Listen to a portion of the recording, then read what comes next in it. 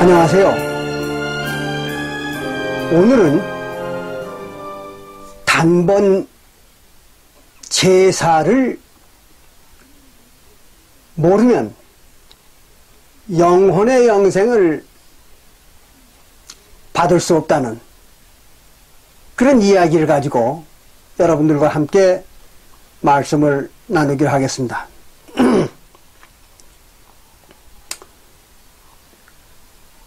우리가 성경을 살펴보면은 사도 바울이 히브리서에서 누차 단번에 제사를 드렸다는 그런 말을 하고 있는 것을 발견할 수가 있습니다. 그런데 이 단번 제사라는 말이 아주 매우 중요한 얘기입니다.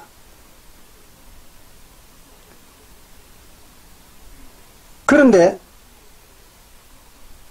세상의 모든 기독교회들은 이 단번 제사라는 말에 대해서 별로 관심도 없고 또 그 내용을 알지도 못합니다. 그런데 이 단번 제사를 모르면 영혼의 영생을 받을 수가 없다는 걸 여러분들 아셔야 됩니다. 아주 중요한 얘기입니다. 그래서 이 시간은 이 단번 제사라는 것은 과연 무엇이며 또 어떤 제사를 의미하는가, 이 문제를 가지고 여러분들과 함께 말씀을 나눠보기로 하겠습니다. 우리가 히브리서 10장 10절을 볼 것 같으면은, 히브리서 10장 10절을 볼 것 같으면은, 예수님이 사도교회에 오셔가지고 예언약을 폐하셨는데, 그 예언약을 폐하신 그 목적은 오직 예수님의 몸을 단번 제물로 하나님한테 드리려고 그렇게 하셨다. 그런 얘기를 사도 바울이 하고 있습니다. 같이 읽어보시면 이렇게 기록을 했습니다. 사도 바울이 이 뜻을 쫓아, 이 뜻을 쫓는다는 얘기는 무슨 말인가 하면, 예수님께서 예언약을 폐하시려고 하는 그 뜻을 따라서, 그런 얘기입니다. 즉 예수님이 새 언약을 폐하시기 위해서, 그런 얘기입니다. 그럼 예수님이 예언약을 폐하시기 위해서 뭘 한다고 그랬는가 하면, 예수 그리스도의 몸을, 예수님의 몸을 단번에 드리심으로 그랬어요. 제물로 드리는 겁니다. 예수님의 몸을 단번에 제물로 드리심으로. 즉 단번 제물을 드리는 겁니다. 단번 제사. 들으심으로 말미암아 우리가 거룩함을 얻었노라 그랬어요. 사도 바울이. 그러니까 사도 바울과 사도교회 성도들이 거룩함을 얻었다는 얘기는 영혼의 영생을 얻었다는 얘기죠. 즉 사도교회의 모든 성도들이 영생을 얻은 것은 예수님이 그 몸을 구약을 폐하고 예수님이 그 몸을 단번 제사, 즉 단번 제물로 들으셨기 때문에 그렇게 영생을 얻었다. 그런 얘기입니다. 그러니까 예수님께서 단번에 제물로 하나님한테 자기 몸을 바쳤다는 것은 성도들이 영혼의 영생을 받는데 아주 중요한 일이겠죠. 그런데 대부분의 기독교인들은 예수님이 단번에 제물로 하나님 앞에 몸을 바쳤다 하는 말이 무슨 말인지를 모르고 있습니다.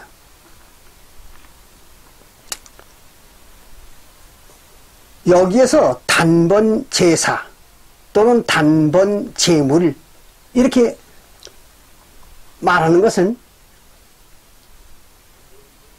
오직 한 번의 제사로 모든 것을 끝냈다. 그런 얘기입니다. 또는 오직 한 번의 제물을 드림으로써 모든 것을 끝냈다. 그런 얘기입니다. 그래서 단번이라는 말은 무슨 말인가 하면 요즘 사람들은 이 단번이라는 말을 잘 이해를 못하는 경우가 많이 있습니다. 그 단번이라는 말은 무슨 말이냐 하면 많은 것을 갖다가 한 번으로 끝낸다. 그런 얘기입니다. 많은 것을 한 번으로 끝낸다. 그런 얘기예요. 그러니까 제사도 많이 제사를 드려야 될 것을 갖다가 한 번의 제사로 끝내버린다는 얘기죠. 또 제물도 단번 제물이라는 것은 많은 제물을 드려야 될 일을 갖다가 한 번 제물을 드림으로써 끝내버린다는 얘기입니다. 그게 단번 제사입니다. 또 단번 제물입니다. 이걸 잘 이해하셔야 돼요.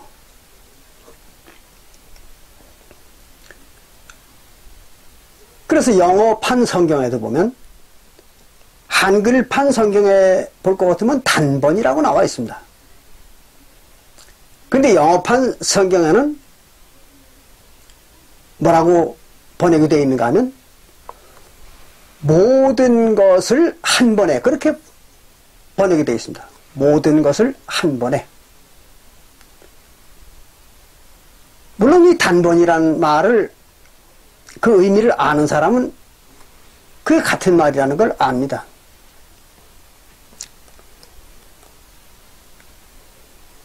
그러면 예수님께서 단번에 자기 몸을 제물로, 즉 제사로 바쳤다. 그 말은 무슨 말인가 하면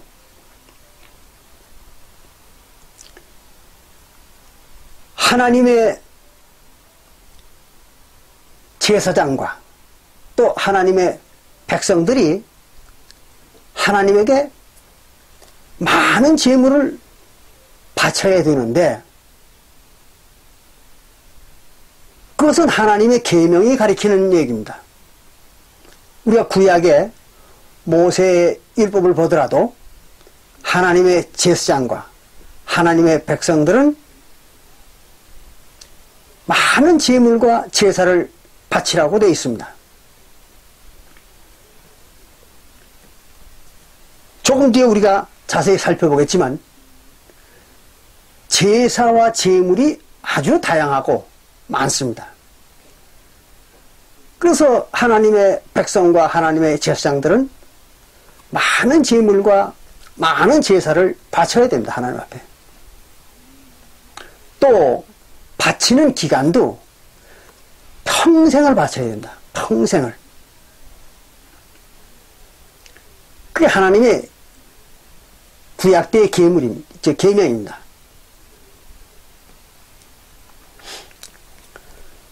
그런데 여기 히브리서 10장 10절에서 사도 바울이 말하고 있는 것은 그 많은 제물을 하나님한테 평생 바쳐야 되고 또 많은 제사를 하나님의 제사장들과 백성들이 평생 하나님 앞에 행해야 될 그 일을 갖다가 그걸 폐하기 위해서 하나님이 그 옛언약의 율법을 폐하기 위해서 예수님의 몸을 단번 제물로 하나님 앞에 바쳤다. 즉 단번 제사로 하나님 앞에 끝냈다. 그런 얘기를 하고 있는 겁니다.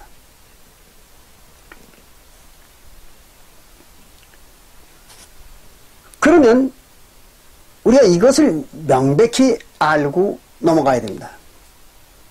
구약시대에는 하나님의 백성들과 하나님의 제사장들이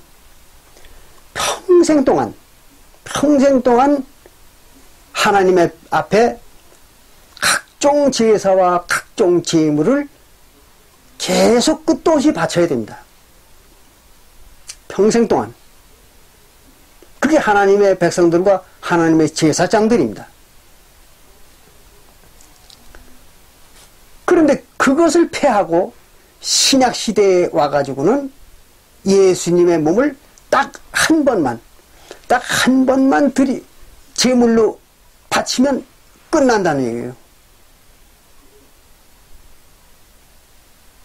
그러니까 예수님의 몸을 바치는 제사를 딱 한 번만 행하면 모든 제사와 제물이 끝난다는 거죠. 더 이상 제사를 할 필요도 없고 더 이상 제물을 드릴 필요도 없다는 겁니다.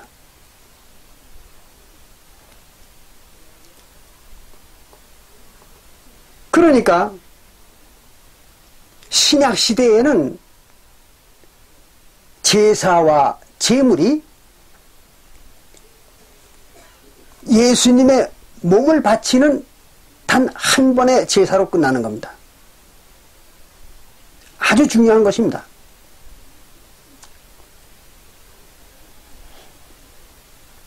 그런데 오늘날 전 세계 모든 기독교회들은 어떻습니까? 그들이 말하기를 자기들이 하나님 앞에 드리는 제사를 갖다가 예배라고 그러죠. 예배. 근데 그 예배라고 하는 그 기독교식 제사입니다. 그 제사를 한 번만 딱 하고 맙니까? 아니잖아요. 끝도 없이 하잖아요. 그 사람들은. 매주 수요일과 또는 화요일과 또는 토요일과 일요일에 하고 그리고 무슨 행사만 있으면 또 기독교식 제사인 예배를 또 합니다. 물론 성경에는 예배라는 게 없습니다. 뒤에서 이제 자세히 설명을 드리겠지만 성경 예배라는 게 없는 겁니다. 그런데 기독교인들이 예배라는 걸 만들어서 행하고 또 성경 속에까지도 번역본 성경에까지도 예배라는 걸 기록해 놓고 있습니다. 그래서 사람들을 속이는 거죠. 그 문제는 뒤에 설명을 자세히 드리겠습니다. 이렇게 해가지고 기독교인들은 끝도 없이 하나님 앞에 제사를, 즉 예배를 드려야 하나님이 기뻐하신다고 이렇게 가르치고 그렇게 알고 있습니다.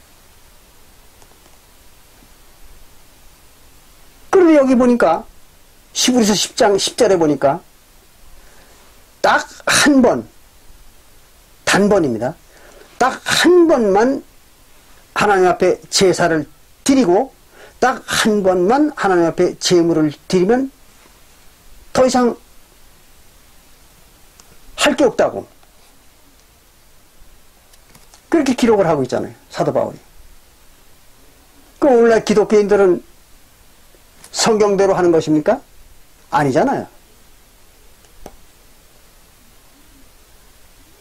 그들이 성경의 기록을 몰라서 지키지 못하고 있던간 또는 알면서도 다른 목적에 의해서 지키지 않던간 어쨌든 성경대로 안 하는 건 명확한 사실입니다.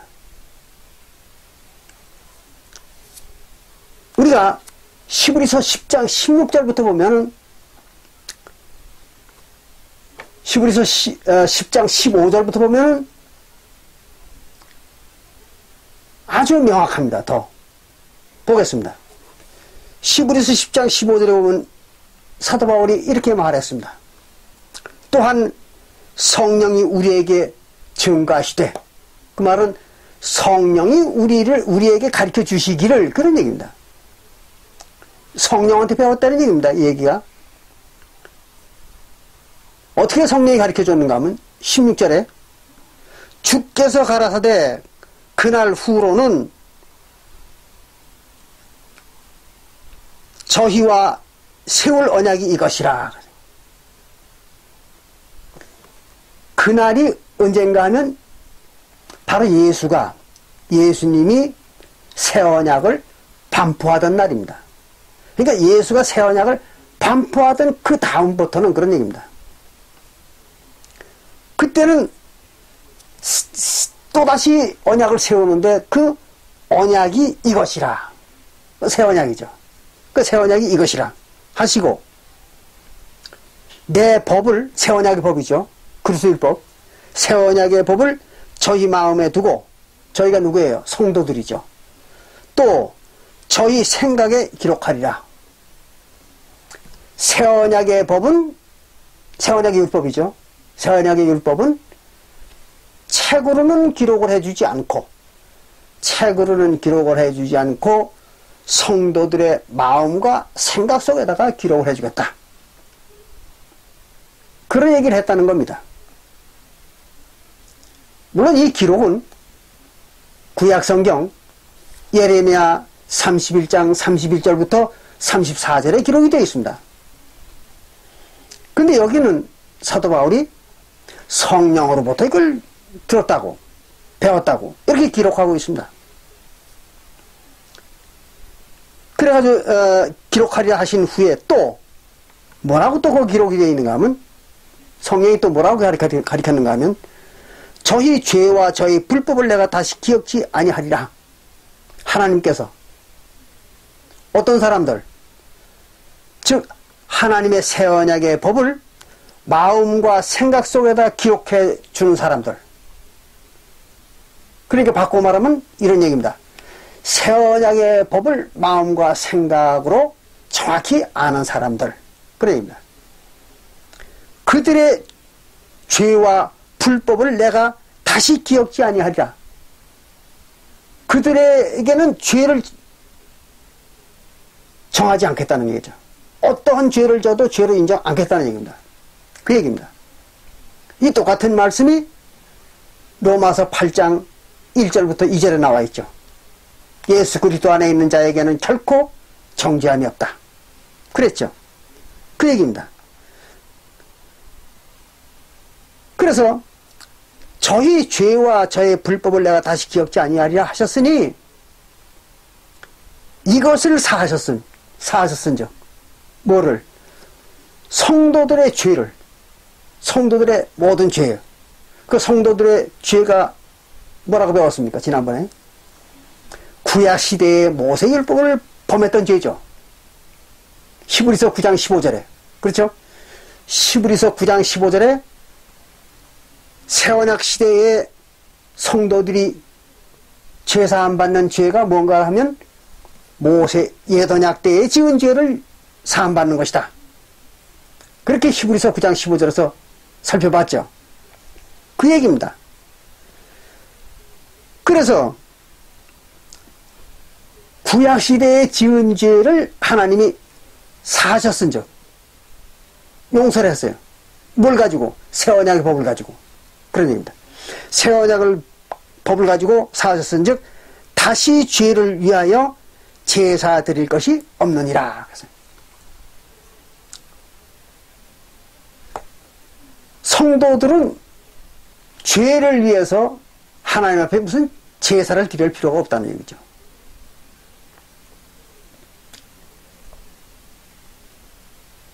그럼 구약시대에 하나님에게 드리는 제사들의 대부분은, 하나님 앞에 드리는 제사의 대부분은 하나님에게 죄사함 달라고 드리는 제사였습니다.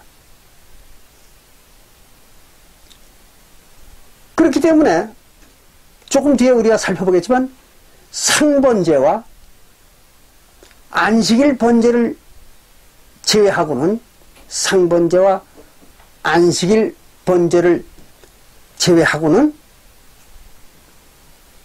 모든 제사는 다 속죄제를 행했습니다. 월삭이나 모든 절기제사나 이런 것들은 다 속죄제를 같이 지켰습니다. 그건 왜 그런가 하면 항상 하나님의 백성들에게 있어서 중요한 것은 하나님 앞에 죄를 안 짓는 것입니다. 그리고 죄를 졌더라도 그 죄에 대해서 용서를 받는 겁니다. 그렇지 않으면 하나님의 백성들의 생명이 유지가 될 수가 없습니다. 그래서 속죄제를 항상 행했던 것입니다. 그런데 여기 뭐라고 그러는가 하면 죄사함을 위해서, 죄를 용서받기 위해서 더 이상 제사를 드릴 필요가 없다 그랬습니다. 뭘 하면?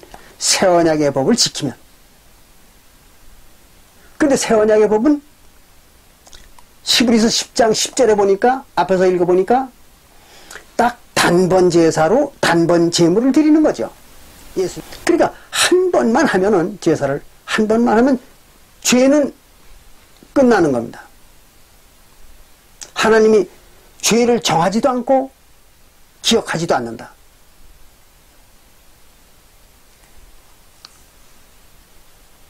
그러니까 제사를 드릴 필요가 없다는 얘기죠. 그래서 한 번만 드리는 제사를 행하는 것입니다. 그럼 언제 이 제사를 행해야 될까요? 그것은 침례를 받을 때에 행하는 것입니다. 침례를 받을 때에 단번 제사를 행하면, 같이 행하면 그걸로 끝입니다.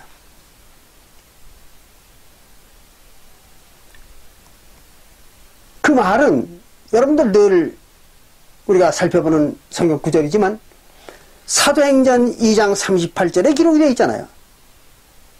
사도행전 2장 38절에 보면은 예수 그리스도의 이름으로 침례를 받고 죄사함을 받으면, 그랬죠. 죄사함을 받으면. 그럼 죄사함을 받는다는 얘기 무슨 말입니까? 죄사함을 위한 제사를 행하면, 그런 얘기죠. 그러니까 죄사함을 위한 제사가 뭡니까? 화목제사잖아요. 그래서 요한일서 2장 2절과 요한일서 4장 10절과 로마서 3장 25절에 죄사함은 뭘 가지고 죄사함 받는다고요? 화목제사로, 즉 화목제물로 죄사함을 받는다 그랬잖아요. 그러니까 사도행전 2장 38절에 죄사함을 받으면 그 말은 화목제사를 행하면 그런 얘기죠.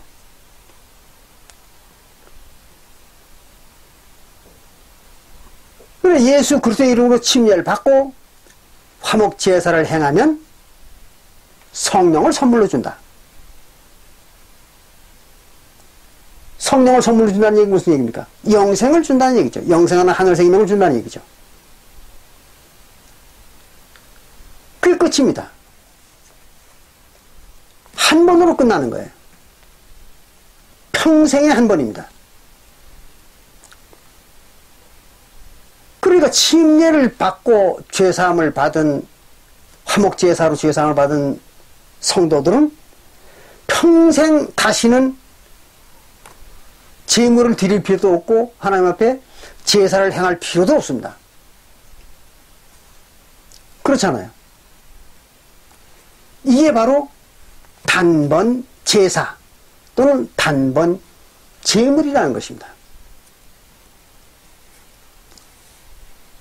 아주 간단하죠. 그런데 이 히브리서 10장에서 얘기하는 이 단번 제사와 단번 제물에 대한 의미를 기독교인들은 전혀 몰랐던 것입니다. 그래가지고 매주 토요일이나 일요일날 모여가지고 예배를 해야 그래야 죄가 정결케 된다고, 또 그래야 하나님 앞에 죄사함을 받고 천국에 간다고 이렇게 알고 평생을 교회에 모여가지고 예배라고 하는 기독교식 제사를 행하는 것입니다. 얼마나 어처구니 없는 사람들입니까? 성경에는 딱 한 번만 하라고 되어 있잖아요. 근데 그걸 계속 하고 있습니다.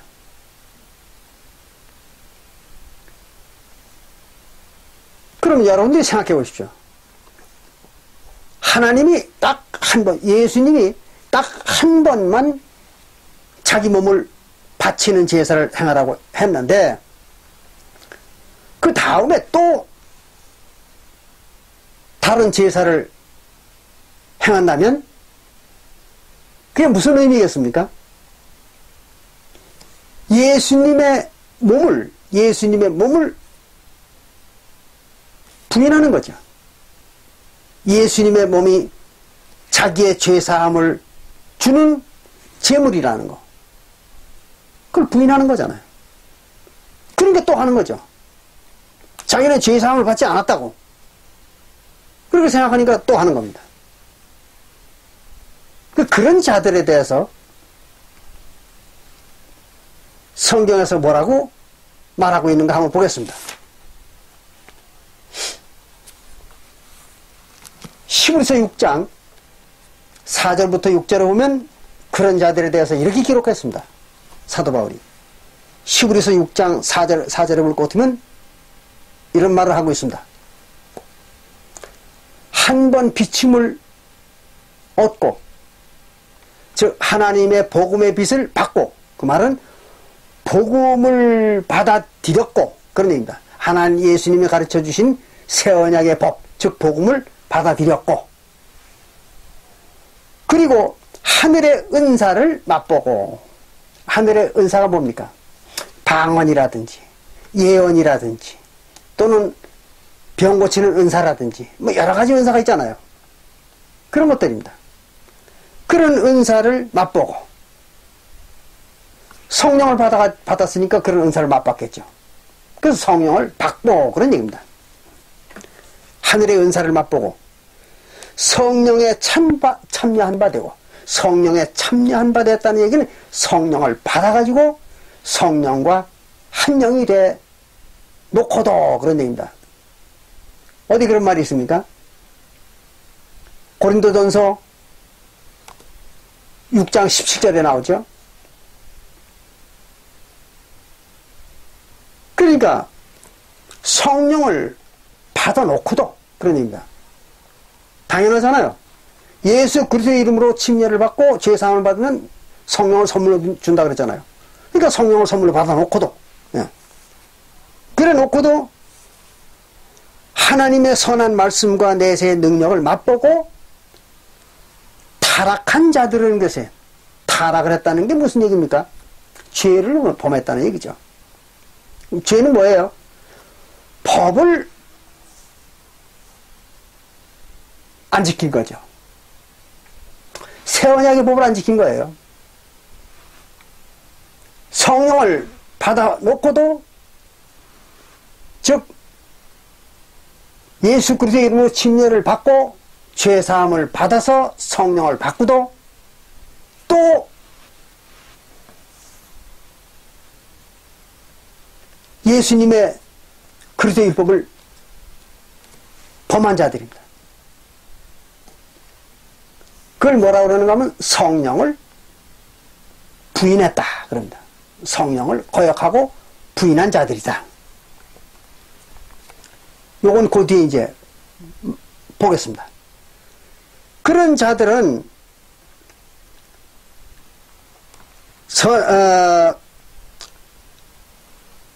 타락한 자들은 다시 새롭게 하여 회개케 할 수 없나니 이겠습니다. 그럼 다시 회개할 길이 없어요.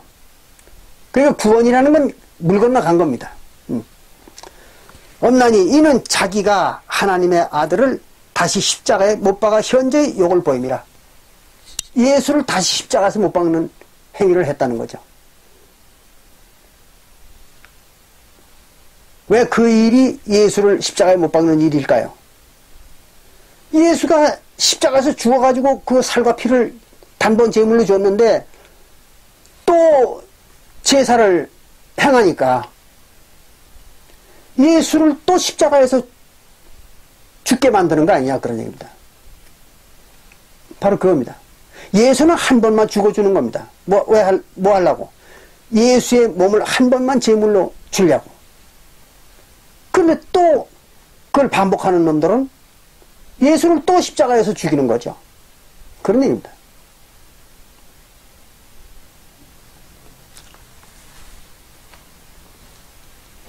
또 같은 히브리서 10장 26절과 27절에는 이렇게 기록하고 있습니다. 히브리서 10장 26절과 27절에는 우리가 진리를 아는 지식을 받은 후에, 새 언약의 법이죠. 새 언약의 법을 받은 후에 짐짓 죄를 범한 적, 짐짓 죄를 범했다는 얘기는 무슨 얘기입니까? 그리스도의 율법을 받고도 그걸 또 범했다는 거죠. 그리스도의 율법은 단번 제사, 딱 한 번만 제사하는 거잖아요. 근데 그걸 또 범하는 겁니다. 자꾸 반복하는 거예요. 그러니까 그걸 범한 적 다시 속죄하는 제사가 없고 다시는 속죄를 받을 길이 없어요. 또 오직 무서운 마음으로 심판을 기다리는 것과 대적하는 자를 소멸할 불만 있으리라. 사망밖에 없는 거죠. 불못 사망.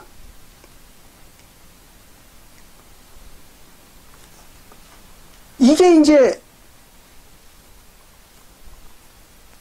바로 성령 회방죄라는 것입니다.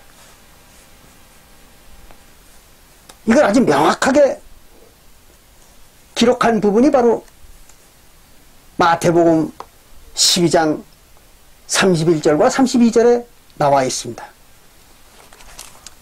같이 보시겠습니다. 마태복음 12장 31절에 보면 이렇게 기록하고 있습니다. 그러므로 내가 너희에게 이르노니, 예수님이 직접 하시는 말씀이에요. 사람이 모든 죄와 회방은 사심은 어때? 여기서 사람은 누굴 말하는 겁니까? 이스라엘 민족을 말하는 거죠. 유대인들. 그래서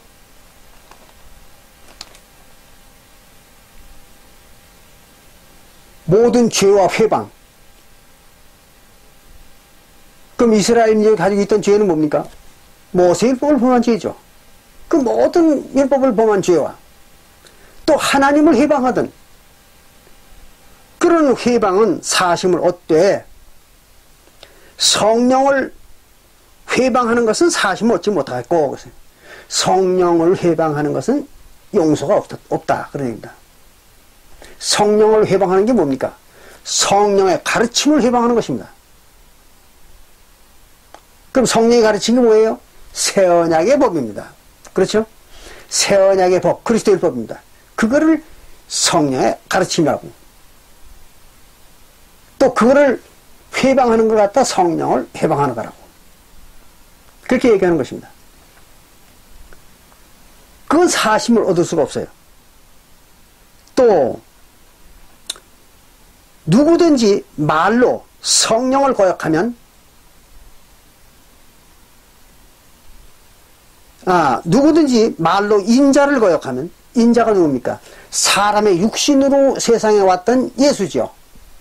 육신으로 세상에 왔던 예수를 거역하면 그리고 예수가 육신으로 와가지고 가리킨 거를 거역하면 안 지키면 사심을 얻대 그랬어요. 그리고 예수가 육신으로 와서 가리킨 거는 다 거역해도 용서를 받는 겁니다. 구원을 받는 거예요. 이게 아주 중요한 얘기입니다. 그리스도가 육신으로 왔을 때에 가르친 것은 다 거역을 해도 구원을 받습니다. 아주 중대한 얘기입니다. 왜 그럴까요? 그리스도가 육신으로 와서 가르치는 것은 완전한 진리가 아닙니다. 그래서 예수님도 요한복음 14장 26절에도 뭐라고 얘기하는가 하면 성령 보혜사가 내 이름으로 오실 성령 보혜사가 너희들에게 모든 것을 가리키리라. 그랬죠? 그러니까 성령 보혜사가 가리키는 것이 완전한 진리입니다. 또 같은 요한복음 16장 13절에도 똑같은 말을 기록하고 있죠. 성령 보혜사가 오시면 너희들을 모든 이 진리 가운데로 인도하리라. 성령이 와야 완전한 진리 가리키는 겁니다. 그래 육신으로 온 것들이 자기가 가리킨 진리가 완전하다고 이렇게 주장하는 인간들은 그건 그리스도가 아닙니다. 예수 그리스도는 분명히 요한복음 14장 26절과 요한복음 16장 13절에 성령이 오셔서 모든 진리를 가리킨다고 그렇게 가리켰잖아요. 그 말은 무슨 말이에요? 나는 육신으로 온 나는 너희들에게 모든 진리를 못 가리킨다 그런 얘기입니다. 그러니까 오늘날도 어디에 그리스도가 왔다고 하면은 그 그리스도는 육신으로 가리키는 것은 올바른 진리가 아니겠죠. 그렇잖아요. 반드시 성령으로 와야 온전한 진리 가리키는 겁니다. 이걸 여러분들이 잘 명심하시길 바랍니다. 그래서 육신으로 나타나가지고 자기가 가리키는 진리가 완전한 진리라고 떠드는 인간들, 그건 그리스도가 아닙니다. 완전히 종교 사기꾼들이죠, 그건. 그걸 여러분들이 아주 명심하시기 바랍니다. 그래야 종교 사기꾼들한테 안 속습니다. 그 여기도 이렇게 얘기한 겁니다. 누구든지 말로 인자를 거역하면 사하심을 얻되 누구든지 말로 성령을 거역하면 그랬어요. 성령이 가르친 것을 거역하면 육신으로 와서 가르치는 게 아닙니다. 성령으로 와서 가르치는 것을 거역하면 이 세상과 오는 세상에도 사하심을 얻지 못하리라. 예수님이 직접 하신 말씀입니다.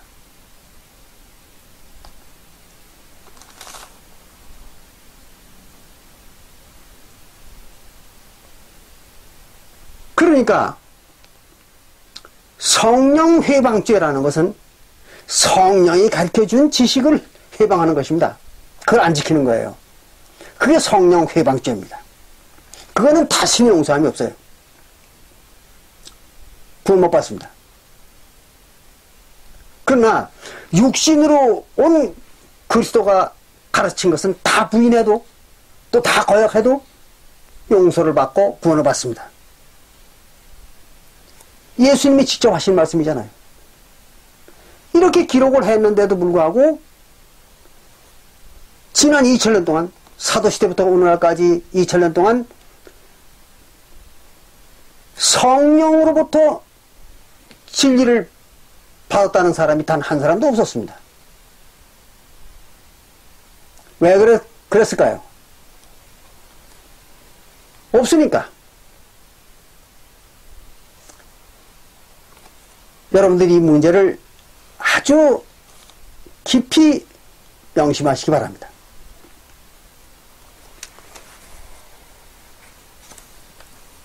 이렇게 하고 보니까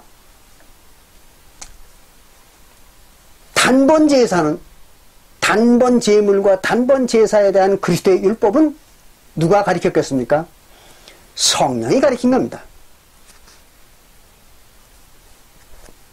육신으로 왔던 예수는 가르친 게 아닙니다. 성령이 가르친 것입니다. 그래서 사도 바울이 히브리서 10장에 이렇게 아주 상세하게 기록을 해 놓은 것입니다.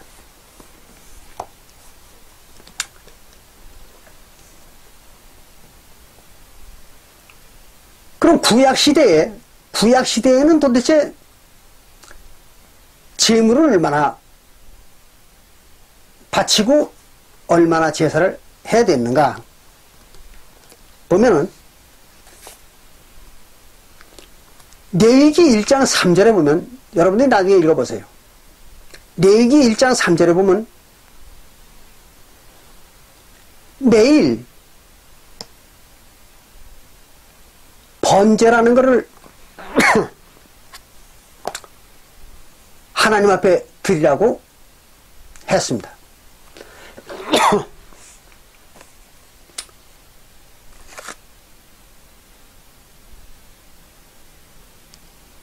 그 번제라는 것은 하나님이 정해주신 날짜에 계속 반복해 지키는 겁니다.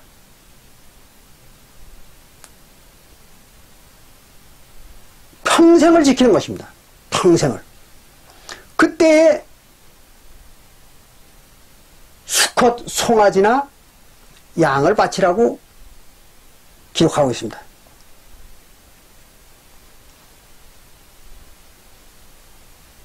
또 송아지나 양이나 염소를 바칠 능력이 되지 않는 사람들은 비둘기라도 바치라 그랬어요.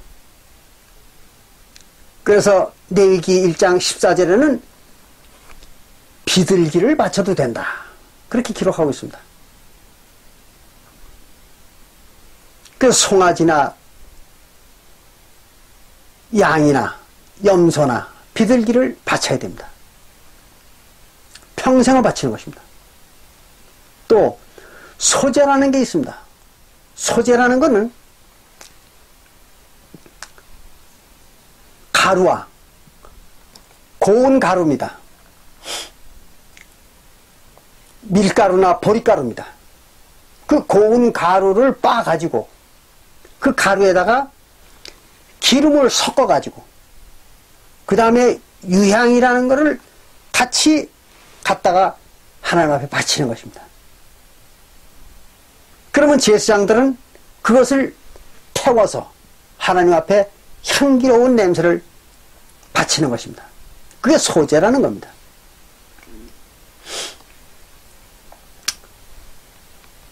그 다음에 이제 또 속죄제라는 게 또 있습니다. 그건 이제 사람이 실수로 또는 부지 중에 하나님 앞에 죄를 범했을 때, 그때 이제 죄를 범한 자들은 수송아지나 양이나 염소를 갖다가 또 속죄제로 바쳐야 됩니다. 또 그런가 하면 하나님과 더 가까워지기를 원하는 사람들, 또는 언약을 맺기를 원하는 사람들, 이런 사람들이 하는 것이 화목제라는 것입니다. 그 화목제도 소나 또는 송아지의 암놈이나 수놈이나 송아지를 바치는 것입니다. 화목제는.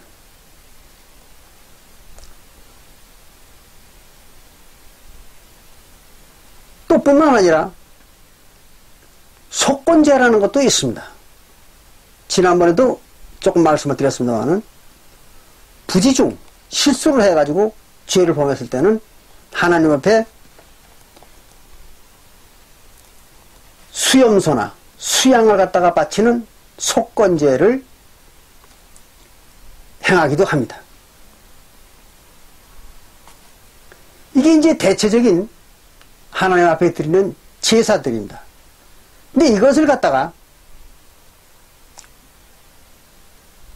번제라고 그래가지고 정해진 날짜에 바치는 제사가 여러 가지가 있습니다.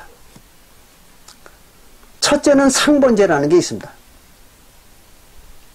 상번제는 매일 하나님 앞에 바치는 걸 상번제라고 합니다. 그래서 아침에 한 번, 저녁에 한 번, 두 번을 바치는 것입니다. 그거는 민수기 28장 3절부터 8절에 나와 있습니다. 민수기 28장 3절부터 8절에 올 것 같으면 상번제를 하나님 앞에 바쳐라.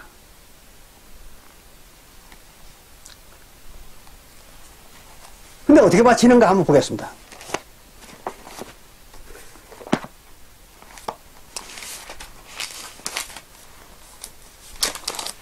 민수기 28장 1절에 볼 것 같으면 이렇게 기록을 했습니다.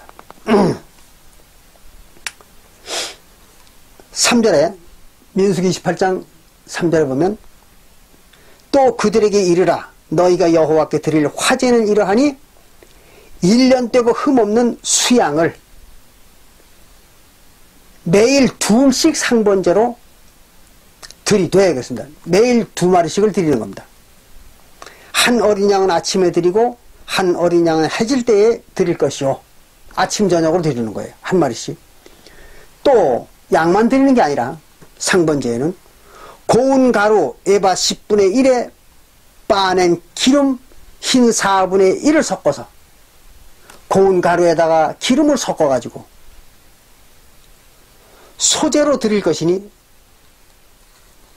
이는 시내산에서 정한 상번제로서 여호와께 드리는 향기로운 화제요.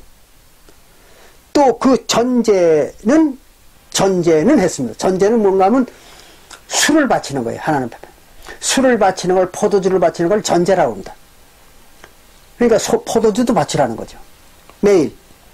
전제는 어린 양 하나의 흰 4분의 1을 들이되 거룩한 곳에서 여호와께 독주의 전제를 부어드릴 것이며 하세요. 독주는 우리가 보통 얘기하는 증류시킨 소주를 얘기합니다. 그걸 이제 드릴 것이며 또 해질 때에는 그 한 어린 양을 드리되 그 소제와 전제를 아침 것같이 여호와께 향기로운 화제로 드릴 것이니라. 매일 이걸 행해야 되는 것입니다. 그러니까 이스라엘 백성들은 평생을 이거를 하나님 앞에 매일 바쳐야 되는 거예요. 대단한 일이죠. 그 다음에 상번제 말고 또 뭐가 있는가 하면 안식일 번제라는 게 있습니다. 안식일 번제입니다. 민수기 28장 9절에 보면 이렇게 기록을 했습니다. 안식일에는 1년 떼고 흠없는 수양 둘과, 매 안식일마다 수양 둘을 드리는 겁니다. 둘과 고운 가루 에바 10분의 2의 기름 섞은 소재와 그 전제를 드릴 것이니, 술을 바치는 것, 전제를 드릴 것이니, 이는 매 안식일의 번제와 상번제와 그 전제 외이니라. 상번제에 드리는 예물 말고 또 안식일 날 이걸 더 드리라는 거예요. 안식일 날은 여기에 얘기한 이 1년 떼고 흠없는 수양 둘과 그 다음에 소재와 전제를 더 드리라는 거예요. 그리고 양이, 그 제물의 양이 적지 않은 것이죠. 그 다음에 민수기 28장 11절에 보면 월삭번제라는 게 또 있습니다. 월삭번제는 매월 초하룻날, 매월 초하룻날 드리는 것입니다. 이게 월삭번제입니다. 그래서 월삭에는 수송아지 둘과 수양 하나와 1년 떼고 흠없는 수양 7으로, 엄청난 양이죠. 수양 7으로 여호와께 번제를 드리되, 매 수송아지에는 고운 가루 에바 10분의 3의 기름 섞은 소재와 수양 하나에는 고운 가루 에바 10분의 2의 기름 섞은 소재와 매 어린 양에는 고운 가루 에바 10분의 1의 기름 섞은 소재를 향기로운 화제로 여호와께 화제를 드릴 것이요. 그러니까 수양과 매 수송아지와 수양과 그 숫자마다 또 소재와 전제를 더 드리라는 거예요. 대단한 거죠. 월삭에는 이렇게 엄청난 재물을 또 바쳤던 것입니다. 또 14절에 보면 그 전제는 수송아지 하나의 포도주 반 신이요, 수양 하나의 3분의 1 신이요, 어린 양 하나의 4분의 1 신이니 이는 1년 중 매 월삭의 번제며. 그랬어요.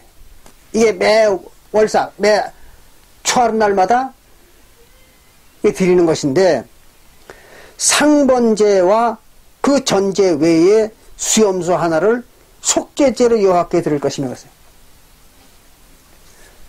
또 속죄제 드리라는 거예요. 속죄제도. 수염소 하나를 가지고.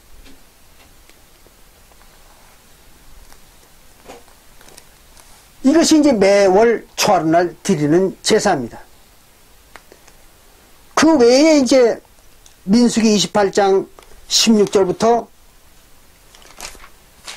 29장 38절까지 보면은,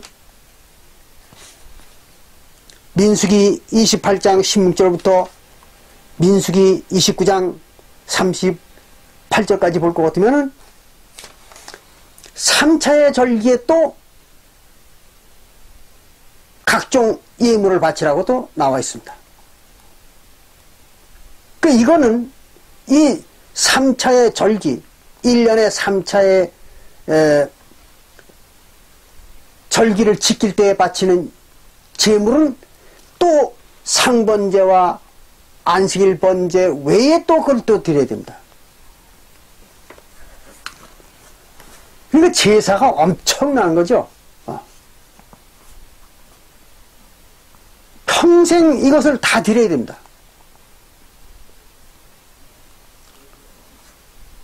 그러니까 모세의 율법을 다 지킨다는 것이 얼마나 어려운 것인가 하는 것을 여러분들 짐작할 것입니다.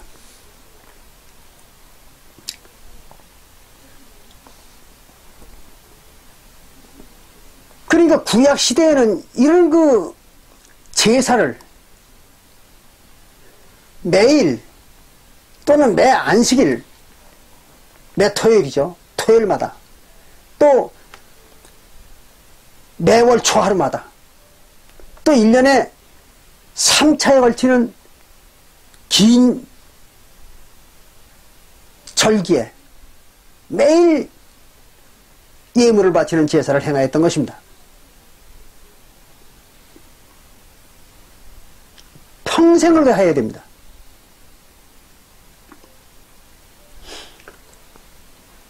그런데 조금 전에 우리가 히브리서 10장 10절에서 읽어봤던 것처럼 예수님께서 그걸 다 폐하시고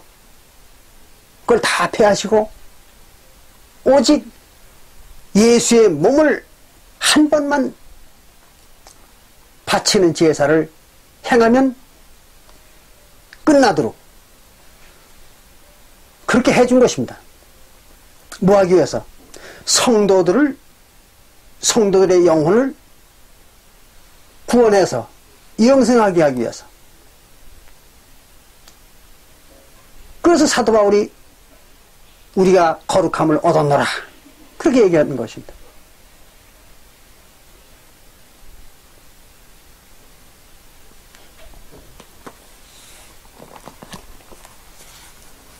그러니까 단번 제사와 단번 제물을 이해하고 알고 행한다는 것이 얼마나 엄청난 행운입니까?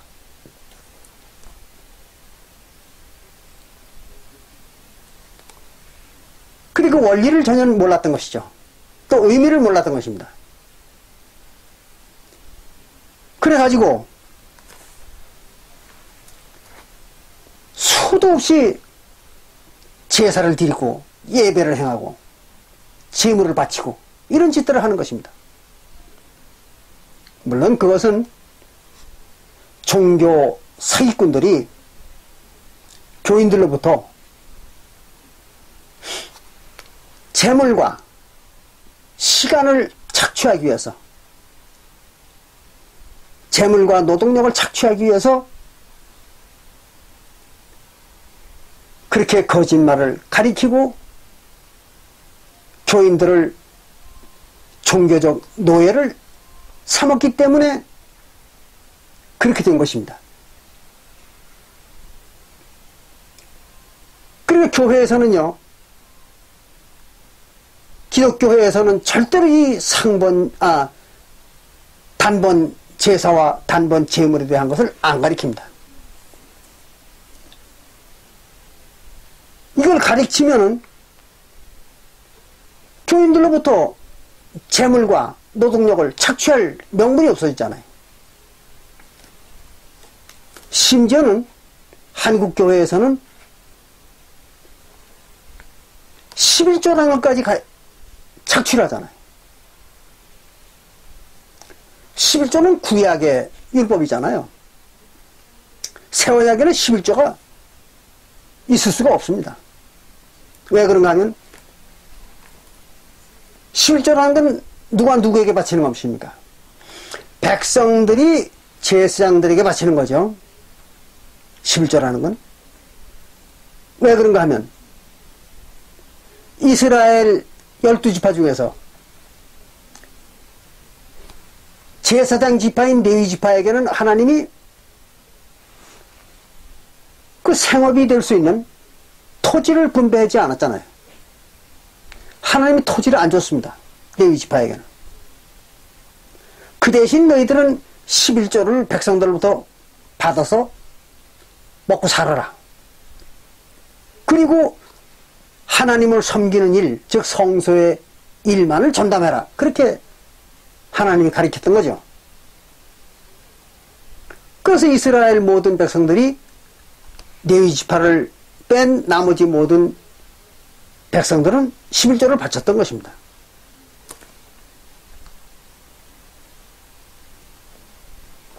그런데 새언약에 와서는 어떻게 됐습니까? 새언약에 와서는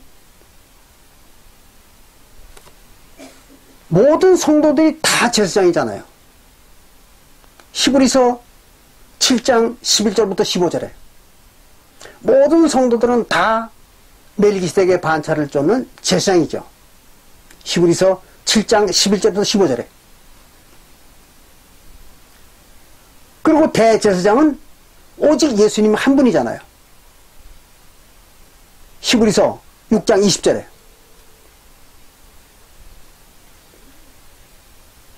그러니까 신약 시대의 성도들은 전부 제사장이거든요.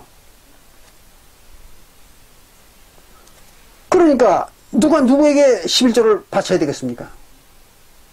바칠 데가 없잖아요. 그러니까 11조를 바치지 않는 것입니다. 또 뿐만 아니라 구약 시대에는 레위 지파들이 성소의 일을 운영을 하려면 자기들의 생계도 유지해야 되지만 또 성소의 관리를 하기 위해서는 엄청난 재물과 관리비가 소요됐던 것이죠. 조금 전에도 우리가 제사에 바치는 예물을 봤습니다마는 그랬기 때문에 이스라엘 백성들로부터 11조를 거뒀던 것입니다. 그러나 새언약 시대에 하나님에게 바치는 제사는 단번 제사잖아요. 딱 한 번. 그것도 예수님의 살과 피를 상징하는 떡과 포도주 한 조각씩만 먹으면 되는 거잖아요.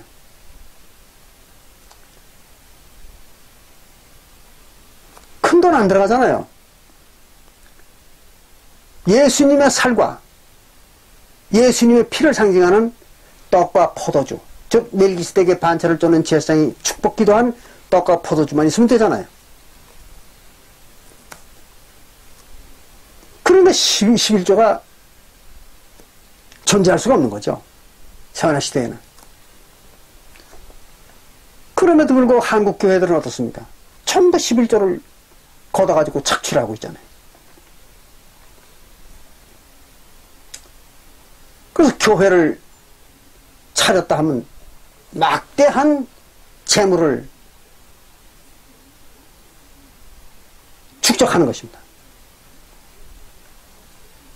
그리고 종교 재벌들이 되어 있잖아요. 전부가.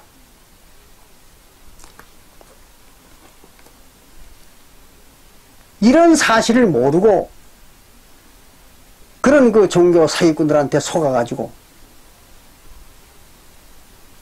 막대한 재산과 노동력을 착취당하는 것입니다.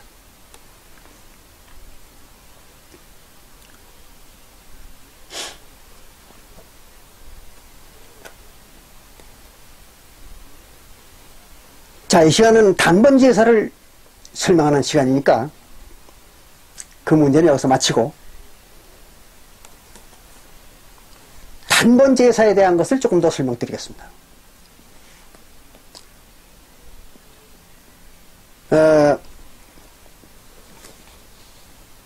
예수님은 단번 제사에 대해서 유대인들과 제자들에게 이렇게 가르친 일도 있었습니다. 요한복음 6장 53절부터 보면 이런 말을 가르쳤습니다.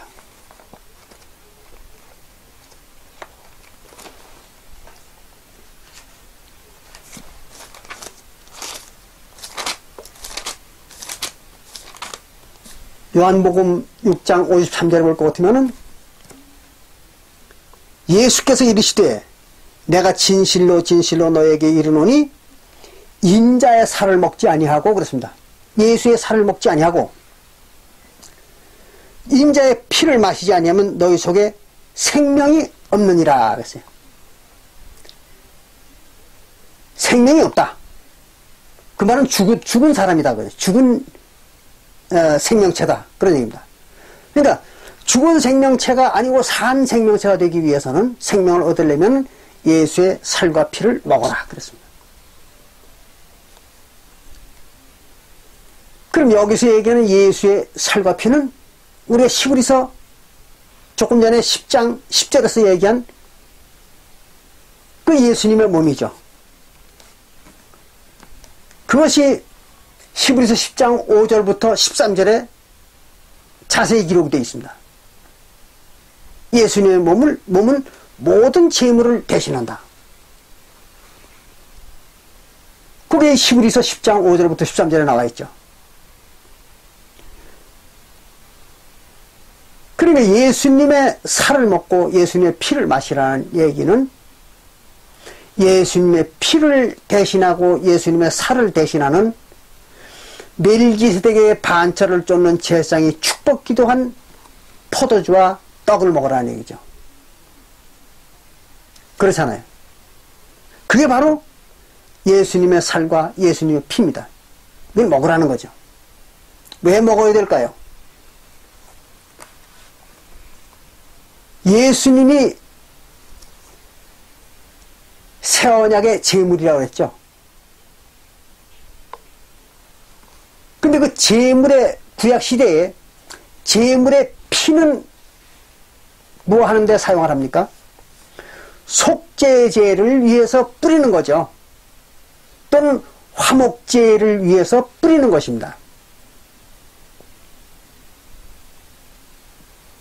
그러니까 제물의 피는 어디에 쓰는 거냐면 속죄제와 화목제를 행할 때 뿌리는 것입니다.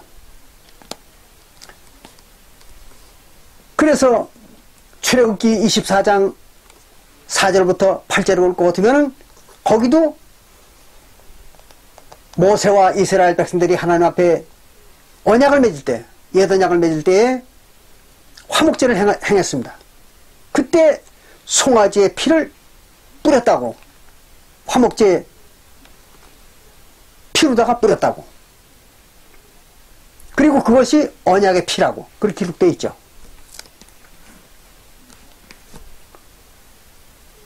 그래서 새 언약에도 하나님과 언약을 맺고 백성이 되려면, 하나님의 백성이 되려면 화목제를 통해서 하나님과 새 언약을 맺어야 되겠죠. 그래서 마태복음 26장 28절에 볼 것 같으면, 마태복음 26장 28절에 볼 것 같으면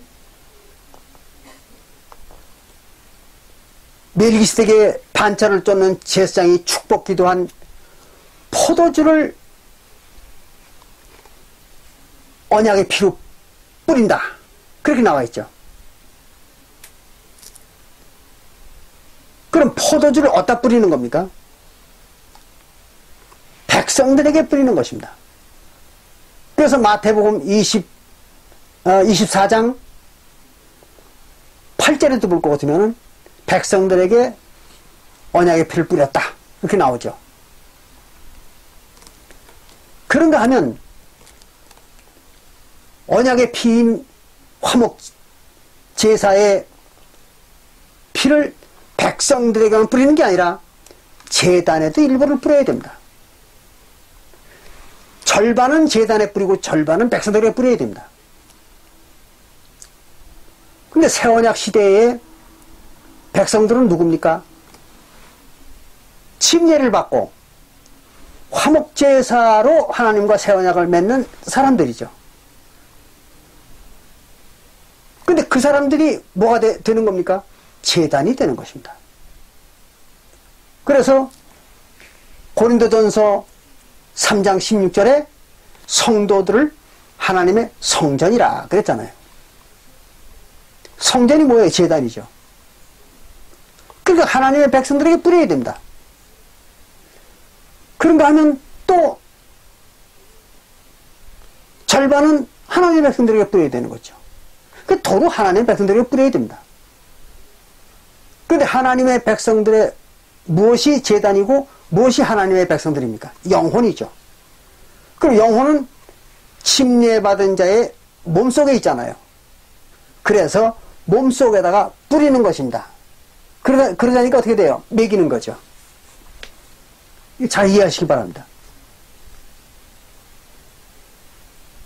그래서 침례를 받는 하나님의 백성들에게 화목제사의 피인 언약의 피를, 즉 포도주를 먹이는 겁니다. 그게 반은 제단에 뿌리고 반은 백성들에게 뿌리는 것입니다. 이해가 되십니까? 그렇게 해서 포도주를 먹이는 것입니다. 그게 이제 마태복음 26장 28절에 기록되어 있는 것입니다. 그런가 하면 그 제물의 고기, 그러니까 화목제물은 무엇을 가지고 화목제사를 지냅니까? 송아지잖아요. 수송아지. 근데 그 수송아지 화목제사의 제물로 바쳐지는 수송아지의 살, 몸이죠. 몸은 어디다 쓰는 거냐? 그러면 제사장들이 먹는 것입니다. 그걸 음식이라고 합니다. 음식. 그 제사장들이 먹는 게 바로 그 화목 제사에 바치는 송아지의 몸입니다. 살. 근데 신약시대에는 화목 제사에 바치는 수송아지의 몸이 예수님의 살이잖아요. 그래서 예수님의 살을 먹는 것입니다. 그게 이제 마태복음 28장 26절부터 27절에 기록되어 있죠. 즉 멜기세덱의 반차를 쫓는 제사장이 축복 기도한 떡이죠. 그게 이제 예수님의 살이잖아요. 그리고 화목제의 고기죠. 그것은 누가 먹는 거냐면 제사장들이 먹는 겁니다. 화목제사에 참여한 제사장들이 먹는 거예요. 그럼 화목제에 참여한 자가 누굽니까? 침례받는 자죠. 그렇잖아요. 그래서 침례받는 자와 침례를 행하는 자가 같이 먹는 것입니다.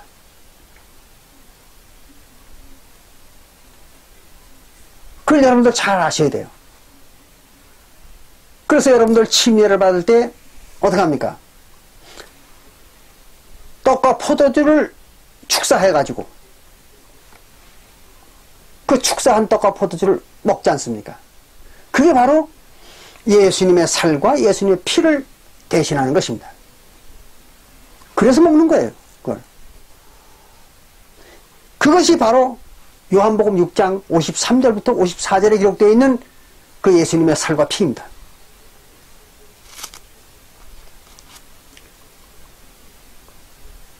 그런데 여기에서 아주 중요한 사실을 꼭 짚고 넘어가야 됩니다. 그게 뭔가 하면 요한복음 6장 63절에 예수님이 이렇게 말했습니다. 살리는 것은 영이니 육은 무익하니라. 살리는 것은 영이지 육은 무익하다. 그 말은 무슨 말이냐면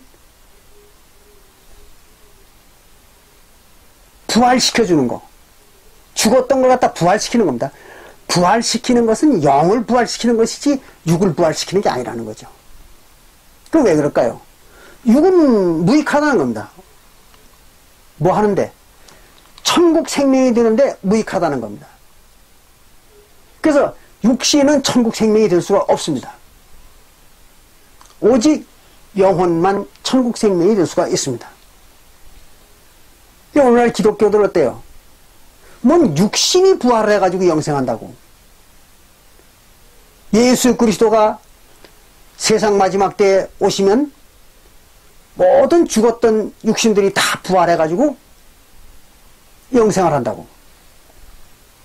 또 어떤 교회에서는 죽었던 육신들이 부활해가지고 하늘로 끌어올려진다고. 휴거죠. 이따오를 가리키고 있잖아요. 예수님은 근데 여기 뭐라 했습니까? 요한복음 6장 63절에서 육은 무익하다. 쓸데가 없다는 겁니다. 그걸 버려야 된다는 거죠. 육신을. 그럼 뭐를 살리는 겁니까? 영혼을 살리는 겁니다. 엄연히 예수가 이렇게 가르쳤는데도 불구하고 육신이 부활한다고 가르치고 육신이 영생한다고 가르치는 겁니다. 전 세계 모든 기독교들이.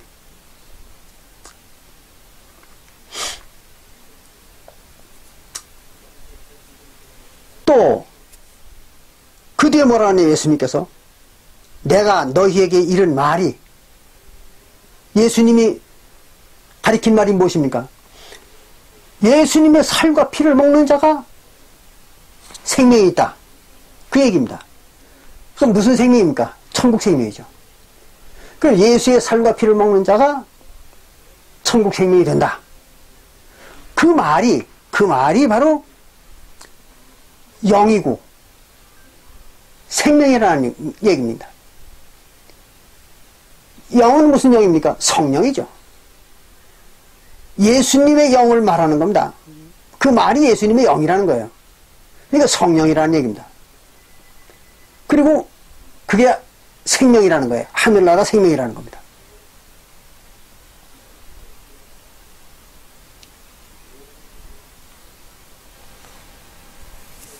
그리고 말씀이, 예수님의 가르치신 말씀이 성령이고 그게 하늘 생명입니다. 다만 모든 말씀이 성령이고 모든 말씀이 생명이 되는 건 아닙니다. 예수님은 제자들에게 3년 반 동안에 많은 것을 가르쳤습니다. 육신으로 왔을 때. 또 성령으로 부활해가지고도 40여일 동안 같이 있으면서 제자들에게 많은 것을 가르쳤습니다. 그럼 그 많은 것이 다 그러면 성령이고 다 생명이냐? 아닙니다. 약속의 말씀이 바로 성령이고 생명인 것입니다. 약속의 말씀입니다. 세원에게 말씀. 그런데 사람들이 세원에게 말씀이 뭔지를 모릅니다. 간단한 겁니다. 세원에게 말씀은 아주 간단한 거예요. 바로 예수 그리스도의 이름으로 침례를 받고 죄 사함을 받으면 성령을 선물로 준다 하는 그 얘기입니다. 그게 세원약의 말씀입니다. 또 약속의 말씀입니다. 그래서 사도행전 1장 2절부터 8절까지 읽어보시면은 거기에서 하나님이 약속하신 것을 기다리라. 예수님이 그렇게 얘기했죠. 제자들한테. 약속하신 게 뭡니까? 성령이죠. 그 사도행전 1장 2절부터 10절에서 나오는 그 성령, 약속의 성령입니다. 그것이 바로 하늘 생명입니다.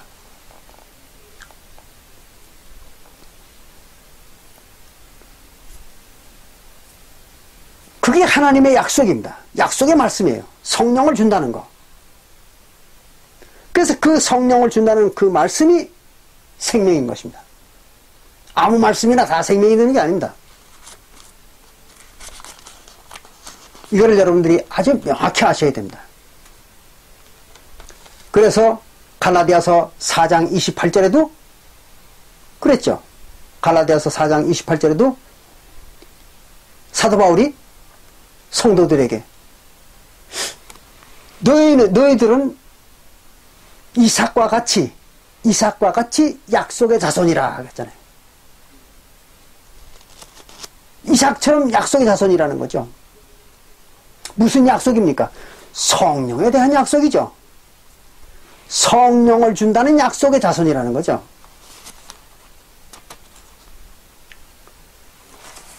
그게 어디에 그런 말이 나오는가 하면 로마서 9장 잘 아시잖아요. 로마서 9장 8절부터 9절에 기록되어 있는 것입니다. 로마서 9장 8절부터 9절에 보면 성령을 준다는 그 약속, 그것이 바로 약속의 말씀이라는 거죠. 그래서 로마서 9장 8절부터 9절에 이렇게 기록했죠. 곧 육신의 자녀가 하나님의 자녀가 아니라 오직 약속의 자녀가 씨로 여기심을 받느니라 그랬어요. 육신으로 태어난 자들이 하나님의 자손이 아니라 하나님에게서 육신으로 태어난 자들이 하나님 자손이 아니라는 거예요. 그럼 하나님 누굽니까? 이삭이잖아요. 갈라디아서 3장 16절에 이삭으로부터 태어났다고 해서 다 하나님의 씨가 되는 게 아니다 그런 얘기입니다. 그리고 오직 약속으로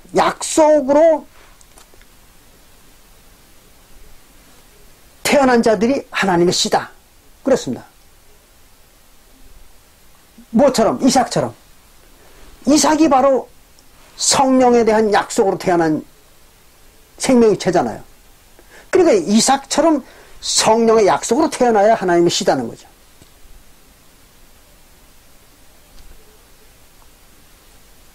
그래서 여기 뭐라 그러냐면 이렇게 했죠. 8절에 곧 육신의 자녀가 하나님의 자녀가 아니라 오직 약속의 자녀가 씨로 여기심을 받느니라. 약속은 그래서 약속의 말씀은 바로 이게 약속의 말씀이라는 거예요.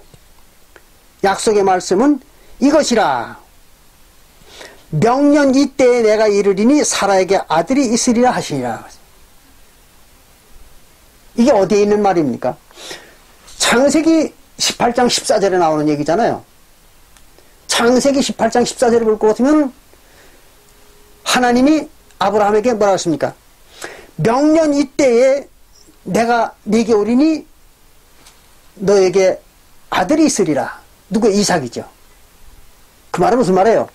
하나님의 성령이 아브라함에게 아들로 태어나겠다. 그런 약속이었죠. 그게 바로 약속의 말씀이라는 거예요. 그래서 이 약속의 말씀으로 태어나는 자, 이들이 하나님의 씨라는 겁니다. 그럼 신약시대의 성도들에게는 어떤 약속으로 태어났습니까? 이삭은 아브라함에게 하나님이 이런 약속을 했던 거죠. 창세기 18장 14절에 내가 누구예요? 성령이죠. 하나님은 성령이니까. 하나님이 아브라함에게 올 텐데 내게 아들이 있으리라. 그 무슨 얘기예요? 성령이 너에게 아들로 태어나겠다. 그런 약속이었던 거죠. 그런데 새언약 때의 성도들에게는 어떤 약속을 줬습니까? 사도행전 1장 2절부터 10절에 예수님이 하나님이 약속하신 성령을 기다려라 그랬잖아요. 그러니까 하나님이 약속하신 게 뭡니까? 성령이죠. 그 성령을 받으면 뭐가 되는 겁니까? 하나님의 씨가 되는 거죠. 그래서 사도행전 2장 38절에 예수 그리스도의 이름으로 침례를 받고 죄사함을 받으면 성령을 선물로 준다. 그 말은 무슨 말이에요? 예수 그리스도의 이름으로 침례를 받고 죄사함을 받으면 하나님의 씨가 된다. 그런 얘기죠. 성령을 받는 거. 그게 약속의 말씀입니다. 그래서 성령을 받은 자들이 약속의 자손이죠. 근데 오늘날 기독교회들이 성령을 받아본 적도 없는 자들이 자기들이 무슨 약속의 자손이라고 이따위로 사람들을 속이고 있는 겁니다. 약속의 자손이라는 것은 성령의 약속으로 하나님의 약속의 성령으로 태어난 자들을 갖다가 약속의 자손 또는 하나님의 씨 이렇게 얘기하는 것입니다. 잘 알아두셔야 됩니다.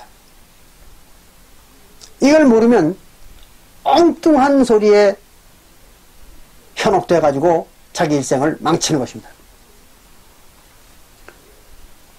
그래서 갈라디아서 4장 28절에 나오는 그 약속의 자손, 그게 뭡니까? 성령의 자손, 그런 얘기입니다. 성령의 약속을 받은 자손입니다. 그걸 약속의 자손이라고 이렇게 얘기한 겁니다. 갈라디아서 4장 28절에 누구처럼? 이삭처럼. 이삭도 성령의 약속으로 태어난 자죠.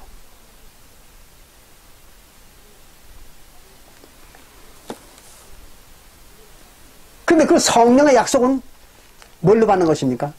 단번 제사로 받는 것입니다. 여러분들이 이걸 잘 아셔야 돼요. 그래서 요한복음 6장 53절부터 54절에 바로 단번 제사, 예수님의 살과 피를 먹는 그 단번 제사를 통해서만 약속의 자손이 된다. 즉 하늘 생명이 된다. 그렇게 얘기한 것입니다. 그러니까 단번 제사를 모르고는 영생을 받을 수가 없는 거죠. 그래서 그렇잖아요.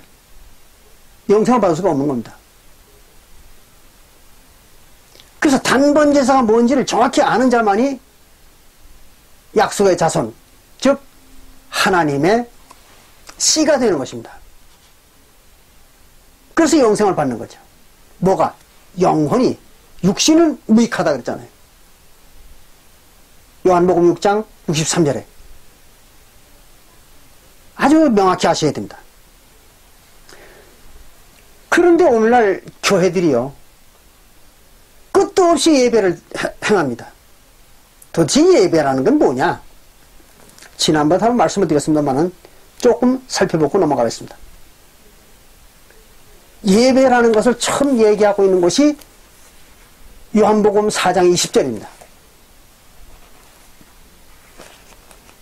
그럼 과연 예배라는 것이 있는 것이냐? 없는 겁니다. 예배라는 것은 성경에 존재하지도 않습니다.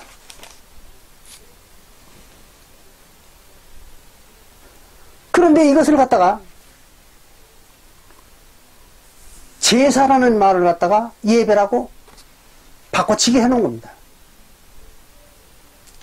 왜 그런가 하면 로마 교회로부터 오늘날까지 근 2000년 동안 기독교라는 자들이 예배를 했으니까,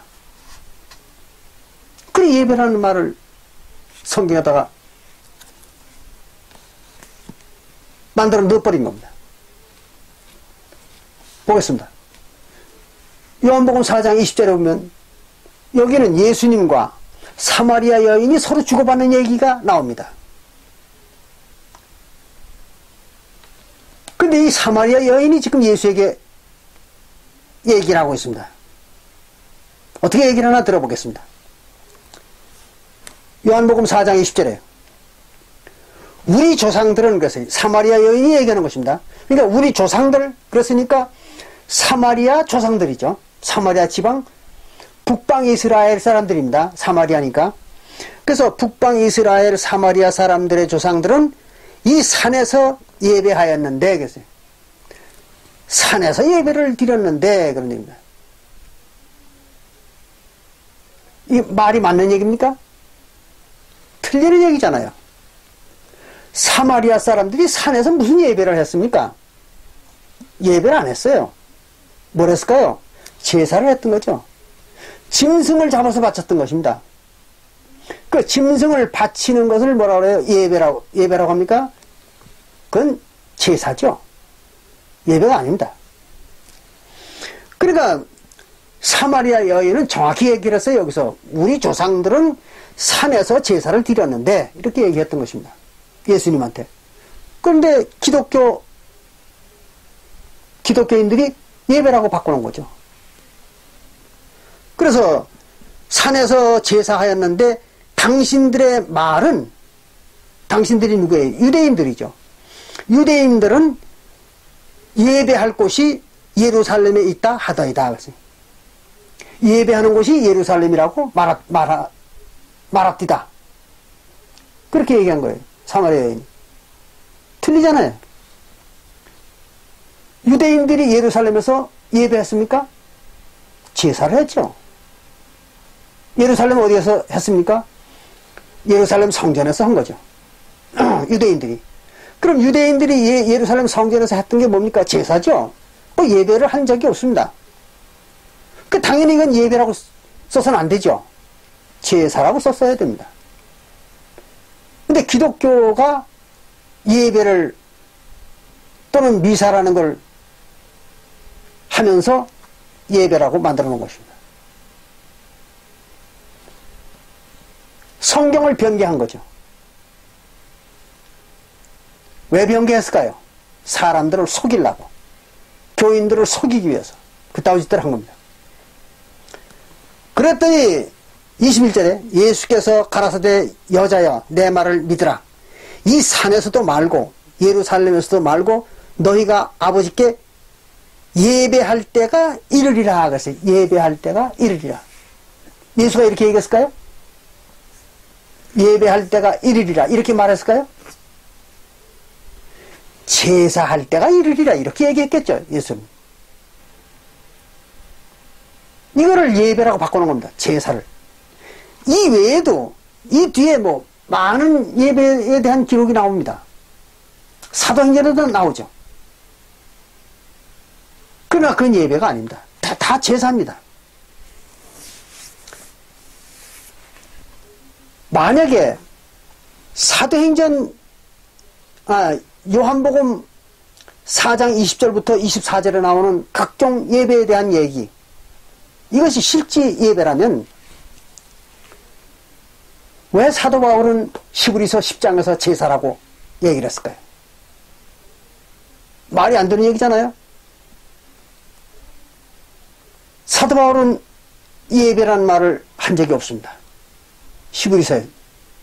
그럼 거기에는 전부가 제사라고 나오잖아요. 신약시대에 예수님과 제자들이 행한 걸 갖다 제사라고 이렇게 기록하고 있습니다. 제사가 맞는 것입니다. 짐승을 잡아서 바치거나 또는 과자나 떡이나 또는 포도주를 전제를 드리는 거나 이런 모든 제물을 바치는 거, 그게 바로 제사입니다. 그런 것을 했던 거지 오늘날 기독교들이 행하는 그런 예배라는 것을 또는 그런 미사라는 것을 한 적이 없습니다. 성경에는 그런 게 없는 겁니다. 미사도 없고 예배도 없는 것입니다. 이건 순전히 교인들을 속여가지고 엉뚱한 지식을 세뇌시키려고 그래가지고 교인들을 착취하고 권력을 누리려는 종교 사기꾼들이 사기를 친 겁니다. 예배라는 건 없는 겁니다. 여러분들이 절대로 속지 않으시길 바랍니다.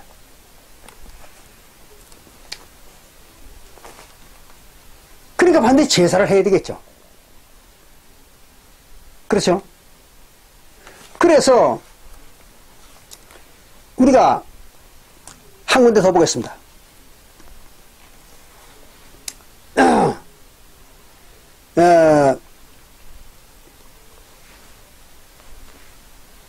왜 이 제사가 특히 예수님이 주신 단번 제사가 아주 중요한 것인가? 히브리서 10장 1절부터 2절을 한번 보겠습니다. 히브리서 10장 1절부터 2절에 아주 단번 제사의 그 중요성을 명확히 기록을 해놓고 있습니다. 사도 바울이. 여기 이렇게 말했습니다. 율법은 장차 오는 좋은 일의 그림자요 참 형상이 아니므로 모세율법은 그림자라는 거죠. 완전한 것이 아니라는 거예요. 불완전한 그림자입니다.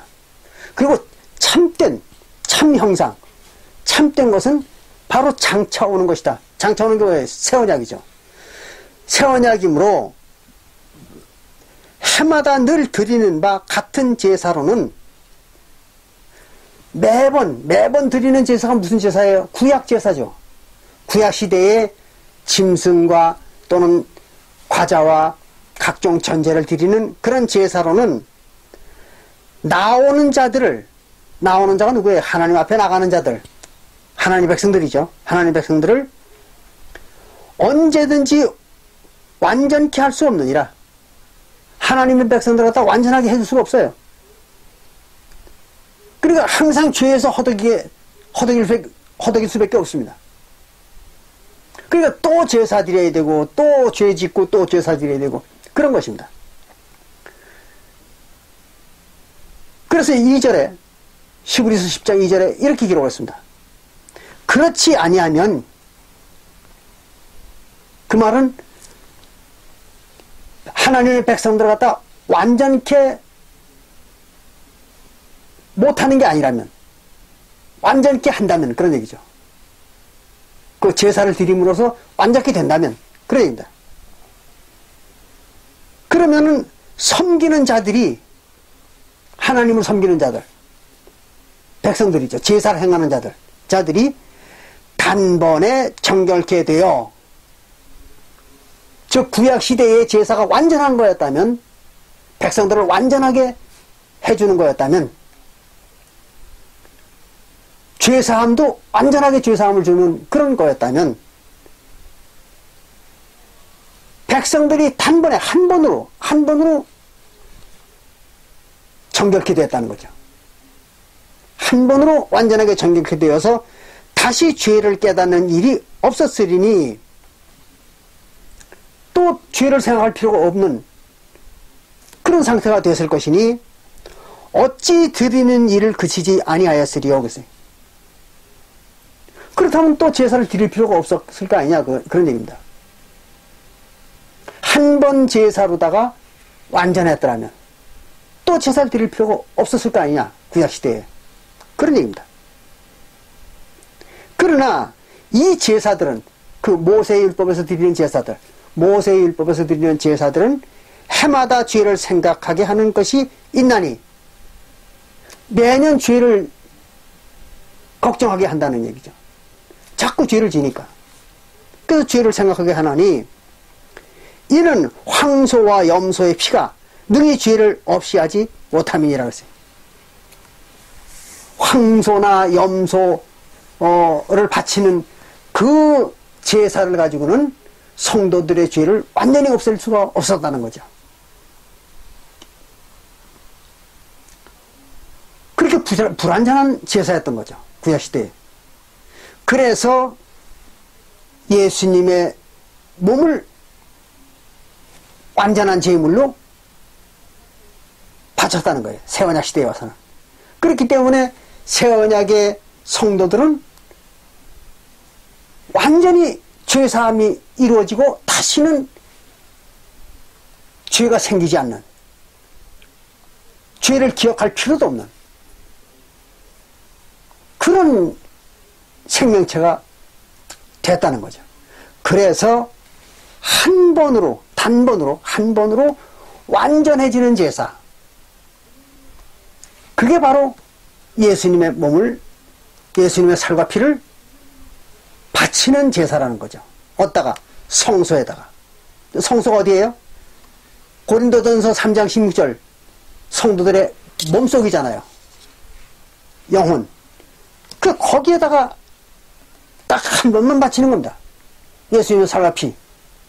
즉 멜기세덱의 반차를 쫓는 제사장이 축복기도한 떡과 포도 줍니다. 그걸 한 번만 거기다 바쳐버리면 끝인 거죠.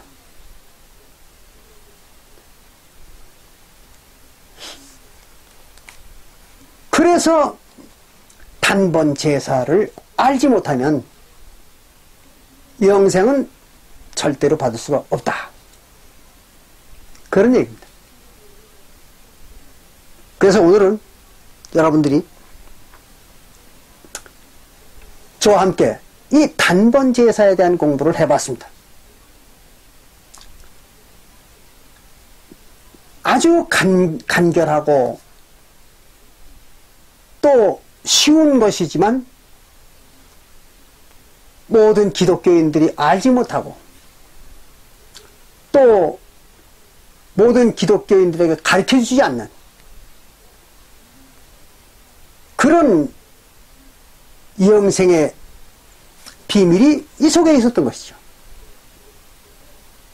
그러니까 단번 제사를 모르면서, 또 단번 제사라는 걸 왜 드리는지도 모르면서